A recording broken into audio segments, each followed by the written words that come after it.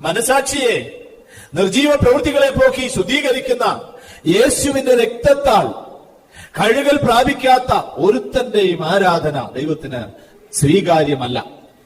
Praise the Lord. സന്ധ്യയാകുമ്പോൾ കൊട്ടും പാട്ടും മേളവുമായിട്ട് യേശു ജനിച്ചെന്ന് പറഞ്ഞ് പാടിക്കൊണ്ട് എല്ലാ വീടുകളിൽ നിന്ന് കാശ് പിരിച്ചുകൊണ്ട് പോകുന്നത് കൊണ്ട് ദൈവത്തിന് അത് പ്രസാദമൊന്നും ആകത്തില്ല. ഈ കൊണ്ടുപോകുന്നവരിൽ എത്ര പേര് എന്ത് ചെയ്യുന്നു നമുക്കറിഞ്ഞുകൂടാ. എന്തെങ്കിലും ആട്ടെ അവരുടെ രീതി. പക്ഷെ ദൈവം പ്രസാദിക്കുന്നത് നമ്മുടെ മനസ്സാക്ഷികൾ ശുദ്ധീകരിക്കപ്പെടുമ്പോൾ മാത്രമാണ്. യേശുവിന്റെ രക്തത്തെ നമ്മൾ ഏറ്റുപറയണം. യേശുവിന്റെ രക്തം തളിക്കപ്പെടണം. അങ്ങനെ ശുദ്ധീകരണം പ്രാപിക്കണം. അങ്ങനെ ശുദ്ധീകരണം പ്രാപിച്ചവന്റെ കാലുകളും കഴുകപ്പെടും. വചനം കേൾക്കാൻ അവൻ തയ്യാറാകും. അവന്റെ ജീവിതത്തില് അത് വിൽപ്പനയും വാങ്ങലുമല്ല ഏറ്റവും പ്രധാന കാര്യം. അഥവാ ജീവിതത്തിന്റെ മറ്റു കാര്യങ്ങളല്ല ഏറ്റവും പ്രധാനം. വാണിഭമല്ല ഏറ്റവും പ്രധാനം. ക്രിസ്തുവാണ്. ക്രിസ്തുവിനെ നമ്മുടെ ഹൃദയങ്ങളിൽ വിശുദ്ധീകരിച്ചുകൊണ്ട്, അവന്റെ രക്തത്താൽ കഴുകൽ പ്രാപിച്ചുകൊണ്ട്, അവന് നമ്മുടെ ഹൃദയത്തിൽ